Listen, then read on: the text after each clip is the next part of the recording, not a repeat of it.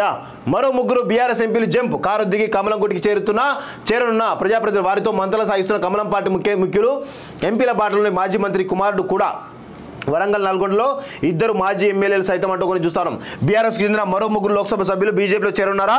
ఇప్పటికే కాషాయ కండో కప్పుకున్న తమ ఇద్దరు సహచర ఎంపీల బాటలో వారు నడున్నారా? టికెట్లు దాదాపుగా ఖరారైనప్పటికీ గులాబీ పార్టీ వీడాలనే నిర్ణయానికి వచ్చేసారా? బీఆర్ఎస్ నుంచి పోటీ చేస్తే గెలిచే అవకాశాలు తక్కువగా ఉన్నట్లు భావిస్తూ ప్రత్యేకంగా బీజేపీ వైపు దృష్టి సారిస్తున్నారా?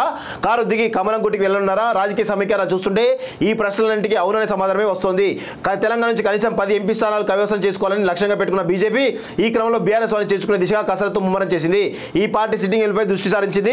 బీజేపీ చెందిన కీలక నేతలు గులాబీ పార్టీ ముగ్గురు ఎంపీలతో మంతనాలు జరుపుతున్నట్లు తెలుస్తూ ఉంది మిత్రులారా. సో ఇక్కడ క్లియర్గా విషయం ఏంటంటే మనం ఒక్కసారి క్లియర్గా చూద్దాం ఎంతమంది బీఆర్ఎస్ ఎంపీలు పోతారో, మిగిలిన వాళ్ళు ఎవరో ఒక్కసారి చూసేట ప్రయత్నం చేద్దాం. ఆల్రెడీ జైరాబాద్ నుంచి బీఆర్ఎస్ ఎంపీ చేరడం జరిగింది, అదేవిధంగా నాగర్ కర్నూలు నుంచి కూడా చేరడం జరిగింది. ఇక విషయానికి వస్తున్నట్లయితే ఇక మహబూబ్నగర్ ఎంపీ మన్నే శ్రీనివాసరెడ్డి ఉన్నాడు.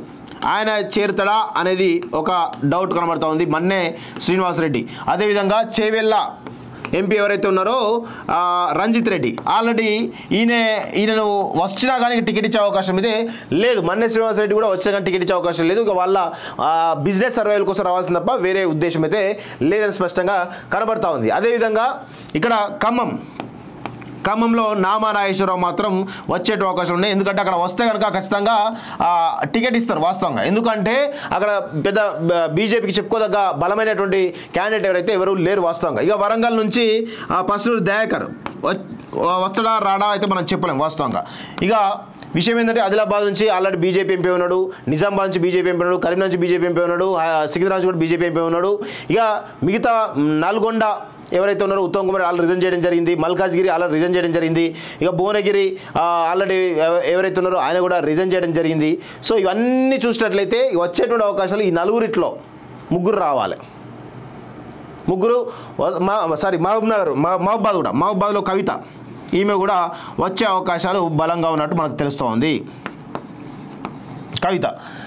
సో ఈ 5 ముగ్గురు మాత్రం చేరుతారని చెప్పేసి తెలుస్తూ ఉంది. సో చూద్దాం ఏమవుతుందో, మరి వీళ్ళు ముగ్గురు చేరుతారా లేదా ఏందనేది మరికొద్ది రోజుల్లో ఇవాళ సాయంత్రమో రేపటికల్లా క్లారిటీ వచ్చే అవకాశం అయితే కనబడుతుంది. నాకు తెలిసి మహబూబ్నగర్ ఎంపీ మన్నే శ్రీనివాసరెడ్డి జాయిన్ అయ్యే అవకాశం లేదు, రంజిత్ రెడ్డి జాయిన్ అయ్యే అవకాశం లేదు, నామా నాగేశ్వరరావు జాయిన్ అయ్యే అవకాశం లేదు, కవిత కూడా జాయిన్ అయ్యే అవకాశం లేదు. పసునూరు దయాకర్ జాయిన్ అవుతారో లేదా తెలియదు వాస్తవంగా, చెప్పలేము అది. సో ఇది మొత్తానికైతే వీళ్ళు ఇట్లలో ఎవరో ఒకరు ఇందులో ముగ్గురు అయితే జాయిన్ అయ్యేటువంటి అవకాశం అయితే కనబడుతూ ఉన్నాయి. హోమ్స్ ఇన్ఫ్రా సంస్థ సొల్లేరు విలేజ్ యాదాద్రి భువనగిరి డిస్ట్రిక్ట్ లక్ష్మీ నరసింహస్వామి ఆశీస్సులతో మా కస్టమర్లకు అందుబాటు ధరలోనే ఈ అద్భుతమైన ప్రాజెక్ట్ ని మీ ముందుకు తీసుకువచ్చా. మా ఈ ప్రాజెక్టులో ఇండిపెండెంట్ హౌసెస్ కట్టుకోవడానికి ఓపెన్ ప్లాట్స్ కలవు. హౌస్ ఎలివేషన్ ఈ విధంగా ఎక్సలెంట్ గా ఉండబోతోంది. ఈ అద్భుతమైన అవకాశాన్ని సద్వినియోగం చేసుకోగలరు.